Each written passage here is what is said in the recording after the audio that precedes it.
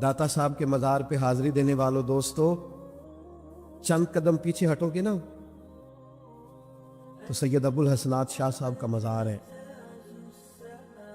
मैं शिकवा नहीं कर रहा, लेकिन दर्द से बात कर रहा हूँ। एक ही बेटे थे उनके, सैयद खलील शाह साहब। खत्म नबूवत के मसले में सजाए मौत हुई तो किसी ने कहा शाह जी एक ही बेटा और वो भी सजाए मौत का हुक्म हो गया। फरमाया मेरे नसीब नहीं चमक गए, हुजूर के दीन के काम आ गया है। अगरचे वो सजा बाद में मुअत्तल हुई, आपको पता नहीं उन लोगों का, उन कीमती लोगों का कहां से वो चले। वो फकीह आजम मौलाना अबू यूसुफ मोहम्मद शरीफ साहब कोटलवी, पहले लिखना खत्म नबूवत के मसले पर, फिर लाहौर आना, 2 गाड़ियां बदल कर फिर उसे छपवाना। अल्लामा सैयद महमूद रजवी शार बुखारी कहते हैं मैं खुद साइकिल पर बैठकर, साइकिल पर, सांस के मरीज थे, फरमाते मैं साइकिल पर बैठकर वो पंफलेट बांटा करता था हुजूर की खत्म नबूवत के तहफ्फुज के लिए। एक एक दरवाजा खटखटाना पड़ता था। चले आज अगर उनके मज़ारात पर लोग उतने जाकर फूल नहीं डालते, अगरचे बड़े डालते हैं,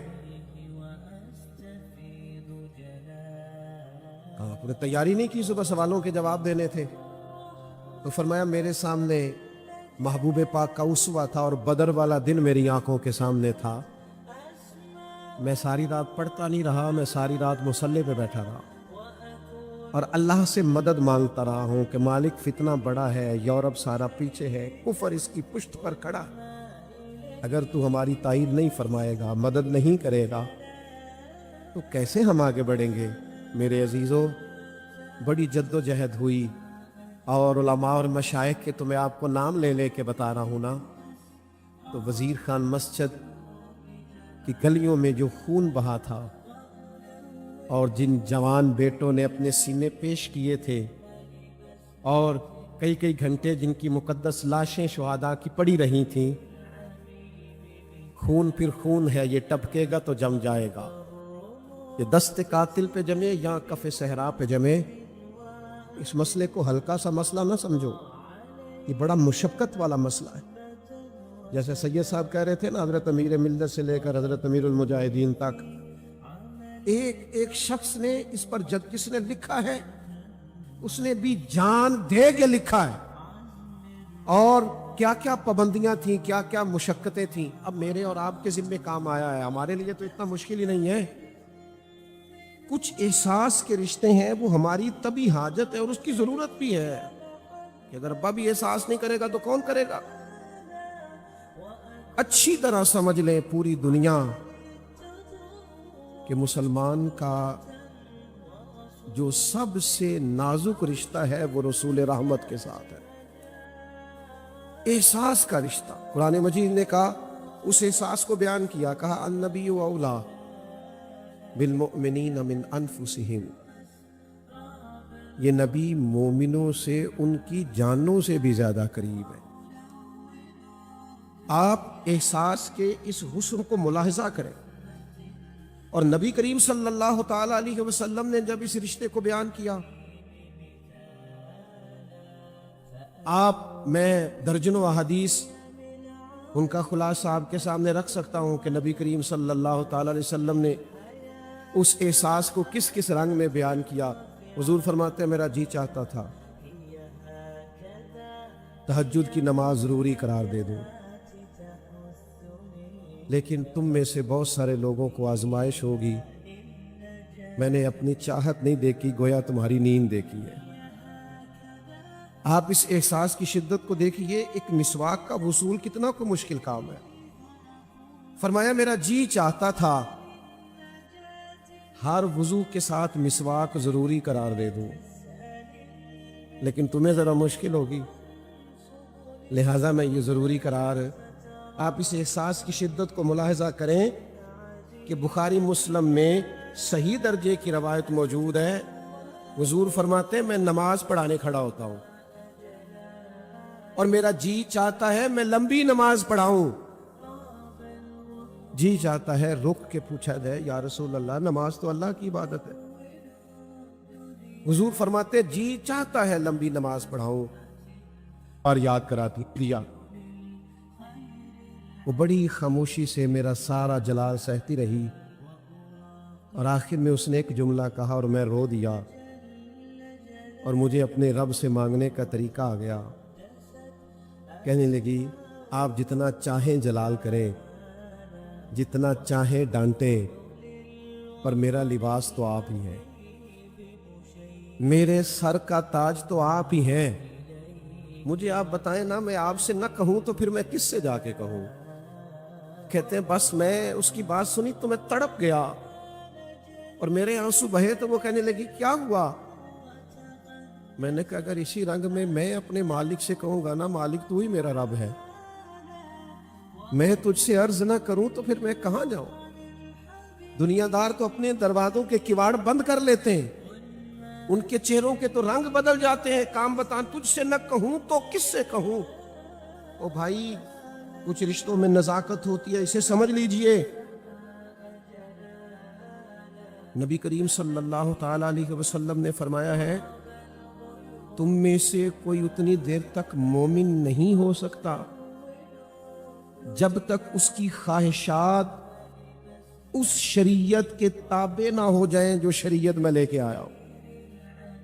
यानी तुमने ख्वाहिश भी वही करनी है जो रजा मदीने वाले महबूब की है। ये तुम्हारी ख्वाहिशात ही बदल जाएं। तेरी आरजू है कि वो तेरी आरजू करे पूरी, और मेरी आरजू है कि तेरी आरजू बदल जाए। तू ख्वाहिश ही वो कर जो हुजूर की रजा है। पता क्या हुआ है, यहां मिंबर और मेहराब से भी कुछ इज्तिहादी खताएं हुई है। हमने भी अपने बच्चों को इस रिश्ते की उस नजाकत से आगाह करना छोड़ दिया है जिसका सदियों पहले फाजिल बरेलवी को इदराक हो गया था। वो समझ गए थे। देखिए ना, दाग देलवी ने कहा था समझ नहीं आती। ये कैसी शख्सियत हैं जो सारा दिन किलो काल की बात करते हैं, फतवा लिखते हैं, और सारा दिन ये सूरे कुबरे पर बात करते हैं, और सारा दिन ये निसाबी कुतब पर बात करते हैं और अदक मसाइल छेड़ते हैं, लेकिन रात को जब ये हुजूर की तारीफ करने बैठते हैं तो कहते हैं उनकी महक ने दिल के गुंचे खिला दिए, और जिस राह चल दिए हैं कूचे बसा दिए। पाकिस्तान के एक मारूफ शायर थे, एक निजी महफिल में मेरी मुलाकात हो गई तो हम लोग भी कई दफ़ा, मैंने कहा ना मेरी तरह के बंदे भी खताएं करते हैं ढेर सारी, हम भी समझते हैं कि शायद बहुत सारी चीज़ों के हम ही सिर्फ जिम्मेदार हैं। तो मैंने उनसे कहा, लिखते बड़ा अच्छा थे, ज़रा मुझे भी शगफ रहा शायरी से। मैंने कहा आपने आला हजरत को भी पढ़ा है? तो वो हंस दिए, कहने लगे मौलाना जिसने भी शायरी को पढ़ा है ना, वो उनकी राय से इत्तेफाक करता हो या खुदा न खास्ता न करता हो, जिसने शायरी को पढ़ा है फाजिल बरेलवी को ज़रूर पढ़ा है। तो चले थोड़ा सा इम्तिहान में भी हर्ज कोई नहीं होता। मैंने कहा चलो ले लेते हैं। मैंने उनसे कहा फिर कुछ सुनाइए। तो पहले तो उन्होंने एतराज़ किया, कहने लगे एक मौलाना ने उनके कुछ अशार की तशरीह की है, वो आलिम बड़े होंगे पर शायर नहीं थे, तो उनके शेर को वो हाथ लगाए जो इल्म भी रखता हो और ज़रा शेर व सुखन से भी थोड़ी वाकफियत रखता हो, वैसे ना करीब जाए। तो मैंने कहा चले कहिए। कहने लगे हम शायर लोग मुबालगा आराई के कायल होते हैं माज़अल्लाह, और ऐसी ऐसी मुबालगा आराई करते हैं जो बाद में खुद भी ख्याल आता है नहीं करनी चाहिए। लेकिन फरमाते हैं इतनी मुबालगा इस हद तक कोई नहीं गया अपने महबूब के लिए जहां तक फाजिल बरेलवी चलेगा। तो मैंने कहा कुछ कहिए। तो कहने लगे ये जरा शेर देखिए उनका कैसा है, रंग कैसा है।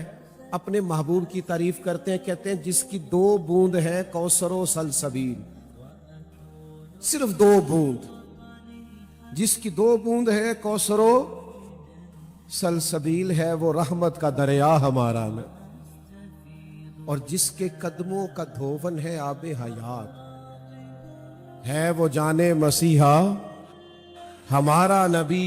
खल्क से औलिया, औलिया से रसूल और रसूलों से आला अमान। मेरे अजीज, خاص تعلق نبی کریم علیہ السلام کے ساتھ. میں آپ بہت بڑی تعداد میں یہاں جمع ہیں, محبت سے آئے ہیں. نعرہ انسان کے جذبات کو بیدار کرتا ہے, حسین چیز ہے نعرہ, خوبصورت. سے بات نہ کرنا, آج کل وہ پریشان ہے, حالانکہ یہ پریشانی باہر کی تھی, اسے باہر چھوڑ کر آنی چاہیے. تو کبھی ایسا بھی تو ہونا کہ والد صاحب رو پڑے اور بہت زیادہ روئے, اور بچے آ کر کے پوچھے کہ والدہ بتائیے ابا کو کیا ہے. اس درد سے تو کبھی روتے نہیں دیکھا, اور اس طرح بچوں کی طرح تو کبھی بلکتے نہیں دیکھا. اماں کہ بیٹا تمہارے والی بات نہیں, اماں بتائیں نا کیا ہے. تو پھر اماں بھی رو کے کہ بیٹا بات یہ ہے کہ تمہارے باپ کو نا رسول کریم کا مدینہ یاد آتا ہے. یہ اس وقت جو آنسو ہے یہ خالص حضور کے شہر پاک کے فراق کے لیے. لیکن اگر والد گھر میں یہ بتائے کہ میں ابھی آیا ہوں اور 4 ٹکٹیں اگلی بھی میں بک کرا آیا ہوں, اللہ کا شکر ہے جی, جب چاہوں جاؤں. آپ مجھ سے ناراض نہ ہوئیے گا, پہلے لوگوں کے پاس پیسے تھوڑے ہوتے تھے, کمیٹیاں ڈالنی پڑتی تھیں, جمع کرنا پڑتا تھا. کئی جگہوں سے لوگ دعائیں لیتے تھے, کئی راتیں تڑپتے تھے. حضور غوث اعظم کی خدمت میں شخص آیا, سرکار بغداد کی, حضور حج پہ جا رہا ہوں, میرا نفلی حج یا چوتھا پانچواں ہے, دعا دیجیے. حضرت غوث اعظم رضی اللہ تعالیٰ عنہ وہ نیرا شجرہ دے کے چھوڑ دینے والے مشائخ نہیں تھے, وہ گہرائی تک تربیت کرنے والے لوگ. سرکار بغداد فرمانے لگے حج پہ جا رہا ہے؟ حضور ہاں. فرمایا ٹھہر جا, اگلے سال جانا, نفل حج ہے نا تیرا, رک. کہ حضور کیوں؟ فرمایا یہ آئندہ سال بتائیں گے. اگلے سال جب حاجیوں نے تیاری کی تو رو پڑا, کہنے لگا حضور سال بیت گیا ہے, حاجی جا رہے ہیں, میرے لیے کیا حکم ہے؟ اور جب اس کے جملے ٹوٹ رہے تھے, ہونٹ کانپ رہے تھے, اور جب اس کے لفظوں جملوں میں درد پورا تھا, تو سرکار نے فرمایا اٹھنا میرے سینے سے لگ, اور پھر ماتھا چوم کے فرمایا اب جا حاضری دینے, اب دیکھنا کتنا کرم ہوتا ہے. میں اور آپ جدید دور کی ساری آسانیوں کے درمیان جب تک ہماری طبیعت میں وہ کیف پیدا نہیں ہوتا, وہ رنگ پیدا نہیں ہوتا, یہ حضور کی محبت کا فیض ہم نے خود دینا ہے اپنی اولادوں کو, یہ انداز ہم نے خود بانٹنا ہے, یہ درود پاک کی تسبیحاں ہم نے خود سے چلانی ہے اپنے گھروں میں. اب تو ہر جگہ موبائل میں ٹیپ ریکارڈر میں نعتیں موجود ہیں, کیوں نہیں ایسا ہوتا کہ رات کو ہم نعت سنتے سنتے سو جائیں؟ یہ سارے انداز اپنی زندگی میں اپنانے ہیں. حضور نے فرمایا جب تک تمہاری خواہشات اس دین کے تابع نہیں ہو جاتی جو دین میں لے کے آیا ہوں, تمہارا ایمان ہی مکمل نہیں ہوتا. یعنی تم نے اپنے آپ کو سمیٹنا ہے, بدلنا ہے, اس رشتے کو تم نے حساس رشتہ بنانا ہے. حضرت انس بن مالک رضی اللہ تعالیٰ عنہ فرماتے ہیں حضور کے ایک غلام تھے, وہ درزی تھے, انہوں نے نبی پاک کی دعوت کی, سرکار کے ساتھ میں بھی حاضر ہوا. یہاں روز نہیں پوچھتے لوگ بچوں سے کہ آپ کو کیا پسند ہے, آج کیا پکائیں. حضرت انس بن مالک کیا فرماتے ہیں, کہتے حضور کے ساتھ گیا, اس نے دعوت کی تھی, کدو شریف اور گوشت پکا رکھا تھا. محبوب کو گوشت بھی مرغوب ہے, لیکن فرماتے اس دن میں نے دیکھا حضور گوشت ہٹاتے جاتے اور کدو شریف نکال کے تناول کرتے. حکمت نہیں پوچھی میں نے, فائدے نہیں پوچھے, یہ کس لیے کھانا چاہیے یہ سوال نہیں کیا, کیونکہ رنگے چمن پسند نہ پھولوں کی بو پسند, ہم کو ہے وہ پسند جسے آئے تو پسند. بس محبوب کو کھاتے دیکھا, فرماتے اس دن سے کدو اپنا مرغوب ہے, کدو ہمیں پسند ہے. میں نے اور آپ نے یہ کیا ہے کہ ہم نے اپنی عملی زندگی میں محبت رسول کا وہ رنگ پیدا نہیں کیا. کبھی کبھی اس طرح کی بھی تو محفل ہو نا جیسی حضرت عباس کے گھر میں سجی ہوئی تھی, حضور کا ذکر ہو رہا تھا اور دروازے پہ کھڑے ہو کے اللہ کے محبوب بھی باتوں کو سن رہے تھے, اور جب محبوب آئے تو دعائیں بھی عطا فرمائیں. جب تک ہم اپنے اس ذوق کو روز برقرار نہیں کرتے، تازہ نہیں کرتے. کافر آپ کے خلاف سازش کیا کرتا ہے؟ کیا سازش کرتا ہے آپ کے خلاف؟ اتنا سرمایہ لگا کے قادیانیوں کو پروموٹ کیا گیا. آج تو یہ ذرائع ہے نا آپ کے پاس. لوگ کہتے ہیں جی وہ سوشل میڈیا تھا، فلاں بد عقیدہ اس لیے معروف ہو گیا.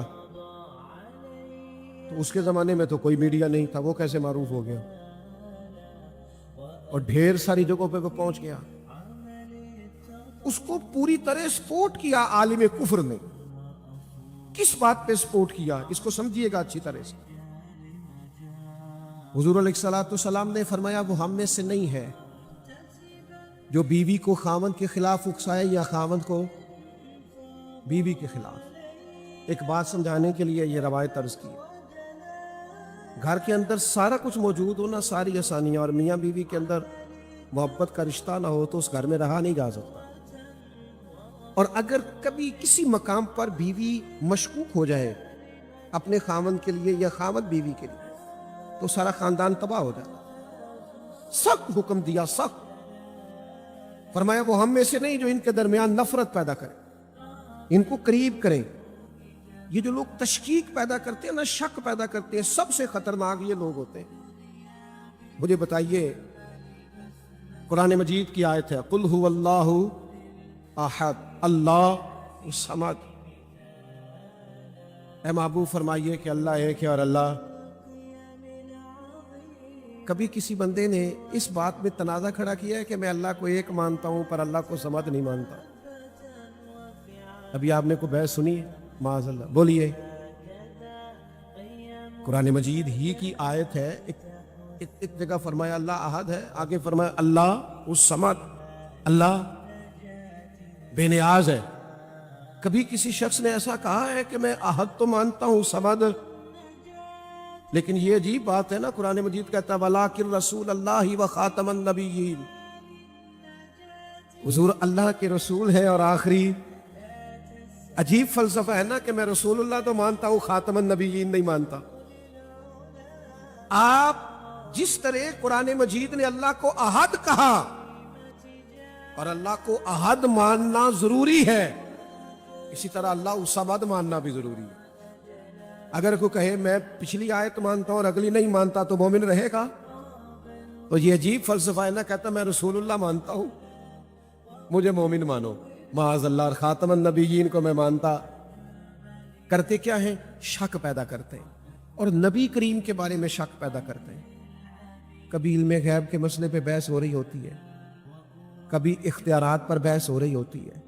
آپ یقین کریں کبھی کبھی تو دل کو تکلیف ہوتی ہے کہ یار آپ ہر اس چیز کو موضوع بحث بنا دیتے ہیں جس کا تعلق حضور کی ذات کے ساتھ ہوتا ہے.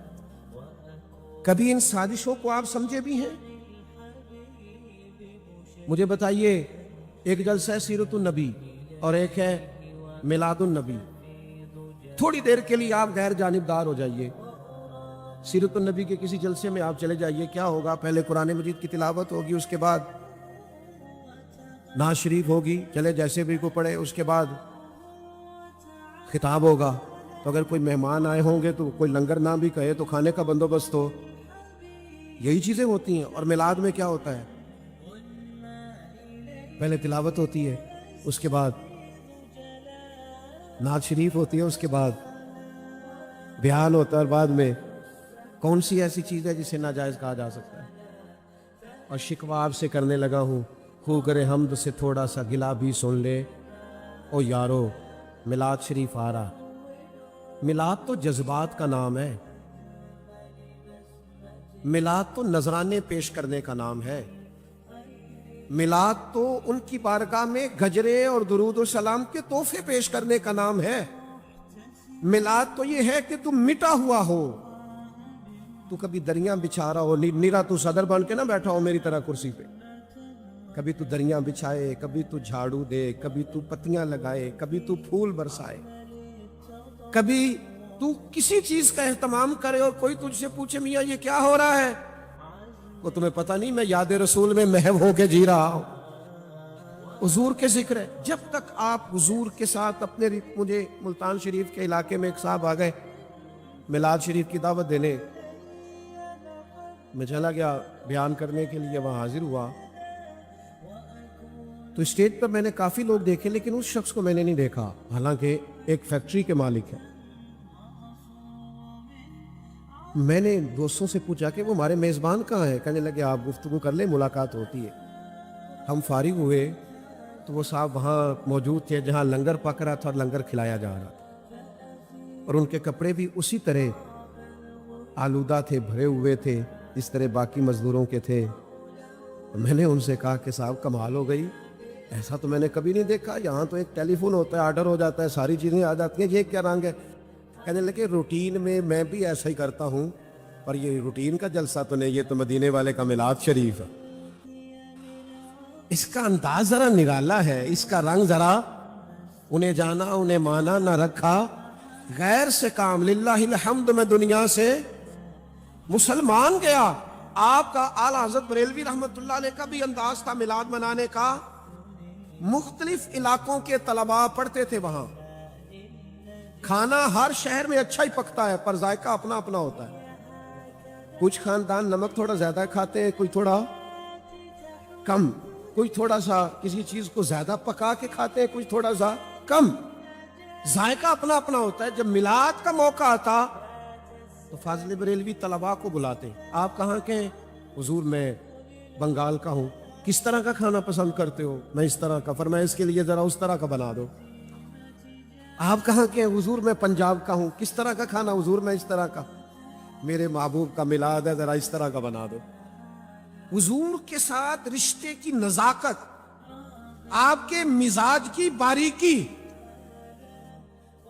ہم صوفیاء کی جماعت ہیں، ایک بڑے صاحب دل بزرگ ایک دفعہ آ گئے تو مجھے کہنے لگے یہ صوفیاء کے رنگ میں ہمیں مسئلہ بتائیں ختم نبوت کا، صوفیاء کس رنگ میں ختم نبوت کا مسئلہ؟ تو میں نے انہیں بابا فرید صاحب کا ایک واقعہ سنایا، آپ کو بھی سنا دوں۔ مجھے میرے میزبان کہہ رہے تھے کان میں آ کے کہ تقریر تھوڑی لمبی کیجیے گا، تو میں نے ان سے کہا کہ اب ہمارا یہ مسئلہ ہے کہ خواہش ہوتی ہے کہ ایک ہی آنسو میں کہہ دوں گا میں دل، طوفان بیدا لانے سے بھی ہے چشم فائدہ، دو اشک ہی کافی ہیں اگر اثر کرے تو۔ آپ اگر اس بات کو سمجھ گئے، ابھی تک میں اس نقطے میں ہوں کہ ذرا اس میں نزاکت پیدا کرے، اس میں حسن پیدا کرے۔ آپ یقین کریں قادیانی آپ کے سامنے اپنا نام نہیں لے سکتے اگر رشتہ نازک ہو جائے آپ کا حضور کے ساتھ، صحیح مانو، وہ نام نے اس کی جرت نہیں ہے وہ کھڑا ہو کے کہہ سکے۔ صرف شرط یہ ہے کہ نزاکت ہو ہمارے اندر، وہ والی جو محبوب کی غلامی میں نزاکت ہوتی۔ بابا فرید صاحب رحمت اللہ علیہ کا بڑا عشق تھا حضرت خواجہ قطب الدین بختیار کاکی سے، اپنے مرشد سے۔ بس بات سمیٹنے لگا ہوں، بات پر غور کرنا، بڑا عشق کرتے تھے۔ تو خواجہ قطب صاحب کے سامنے رکھ دی، اب تو ناراض ہو گئے، فرمانے لگے کہاں گئے ہو بھائی، میں تمہیں کیا کہہ رہا ہوں، آؤ پیر صاحب کے سامنے رکھو۔ بابا فرید صاحب رو پڑے۔ ان کے سامنے نگار نے لکھا ہے تڑپ کے روئے، کہنے لگے حضور غلطی ہو گئی، معاف کر دیں۔ آپ کو 3 دفعہ کہنا پڑا، پھر اٹھایا، ہاتھ کانپ رہے ہیں، رو رہے ہیں۔ اور جب بڑے نہ دوبارہ خواجہ قطب کے سامنے تو حضرت خواجہ اجمیر عطائے رسول ہند الولی حضرت خواجہ اجمیری اٹھے، بابا فرید کا ماتھا چوما اور کھانا رکھا، پھر خواجہ قطب کے سامنے فرمانے لگے قطب الدین فرید کو کچھ نہ کہہ یار، اسے تیرے سوا نظر ہی کوئی نہیں آتا۔ اور سنو لوگو ہمارا مسئلہ کیا ہے؟ مسلمانوں کا مسئلہ یہ ہے کہ ہمیں مدینے والے محبوب کے علاوہ نظر ہی کوئی نہیں آتا۔ ہم کہتے ہیں بس انہیں جانا انہیں مانا، نہ رکھا غیر سے کام، للہ الحمد میں دنیا سے۔ اور کچھ لوگوں کو بعض اوقات اجازت ہوتی ہے کہ چلیں آپ کچھ کر لیں، کسی اور طرف دیکھ لیں۔ چونکہ میں نے واقعہ بیان کیا ہے تو میں ایک روایت بخاری کی پڑھ دوں، بات پکی ہو جائے۔ حضور مسجد نبوی میں تشریف لائے، حضرت عمر تورات پڑھ رہے تھے، محبوب دیکھ لیا، حضور ناراض ہو گئے، یا رسول اللہ یہ تورات اللہ کی کتاب ہے۔ فرمایا عمر تم تورات پڑھ رہے ہو؟ گویا محبوب کریم حضرت عمر کو کہہ رہے ہیں میرے علاوہ ادھر ادھر دیکھنا چاہ رہے ہو؟ فرمایا تم تورات پڑھ رہے ہو؟ قسم اللہ کی عزت کی اگر حضرت موسیٰ کلیم آج حیات ظاہرہ میں ہوتے تو میرا کلمہ پڑھ کے میری پیروی کرتے۔ دوستو جب تک آپ اس پر پوری طور پر اور عملاً آپ کی ترجیح ہو، آپ کی اس بات میں نزاکت، ایسا نہ ہو کہ محفل میں تو آپ لوگ بچوں کو محبت رسول کی بات بتا رہے ہیں اور گھر جا کے انہیں پیسے اکٹھے کرنے والی مشین بنا رہے ہیں۔ اس کی بھی ایک حد ہے، اسے دائرے میں رکھیں، لیکن ہماری نسلیں اگر اتنی مضبوط ہو جائیں، اتنی طاقتور ہو جائیں کہ ان کا ذہن بن جائے کہ ہمارا سب سے مضبوط اور طاقتور رشتہ رسول پاک کے ساتھ ہے، آپ یقین کریں یہ فتنے، یہ ان کی تو جرت نہیں ہے کہ یہ نام بھی لے سکے ہماری نوجوان نسل کے سامنے اپنا، صرف کہیں کہیں میرے جیسے لوگوں سے، کہیں والدین سے، کہیں اساتذہ سے کمزوریاں رہتی ہیں۔ ہمیں انہیں تسلیم کرنا چاہیے اور آنے والی نسل کو خبردار کرنا چاہیے ان ساری چیزوں۔ جب ہمارے گھر میں بھائی میرا ایک دیہات سے تعلق ہے، والدین اگر کسی پڑوسی سے ناراض ہو جاتے تھے تو بالکل جب چھوٹے تھے نا، شعور بھی پختہ نہیں تھا، تو کوئی ہمسایہ، کوئی مہمان آ کے کہتا تھا نا اندر سے ذرا بلا دو، تو کہتے تھے ہم نے نہیں بلانا، ہماری ان سے ناراضگی چلتی ہے۔ حالانکہ ہماری ناراضگی، آپ کے ساتھ بھی ایسا ہوا ہے کبھی؟ اتنے پکے تھے والدین کی محبت میں کہ 3-4 سال کی عمر پڑوسی کے گھر نہیں جاتے تھے، اس لیے کہ ہمارے ابا اس سے۔ تو بھئی ہم اپنے والدین کی محبت میں اتنے پکے ہیں تو مدینے والے محبوب کی محبت میں آپ کو اس کو سمجھنا ہے۔